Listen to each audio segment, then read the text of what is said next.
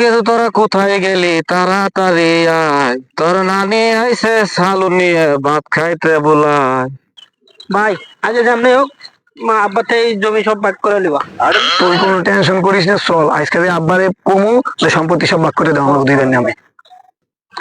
আব্বা তুমি এখানে বই রইছো, হয় তুই বহ, আব্বার ধর বহ, আব্বার লগে কথা আছে।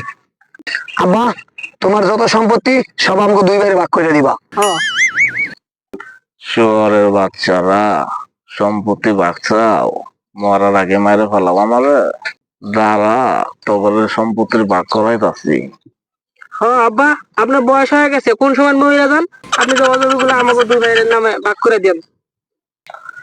আমার ওই যে আমাদের পূব সাইডে যে 1 একর জমি আছে, এটা তুই চাষ করবি। আমার সবুজ ওইটা তুই কাটবি, খাবো আমি। আর সবুজ আমার দক্ষিণে 2 একর জমি আছে, এটা এটা তুই তরমুজ চাষ করবি। আসোয়াক তুই এটা বিক্রি করবি, আর টাকা নিমু আমি। আমার যে ওই কালা গরুটা আছে, ওইটা তো দুধ দেয়, ওইটাকে ঘাস তুই খাওয়াবি। আসোয়াক তুই দুধ দোয়াবি, আর আমি খাবো। বাজার থেকে বিষ আনবো আমি, আর গেলাসে গোলাবি তুই, শালার পুত খাবি তুই।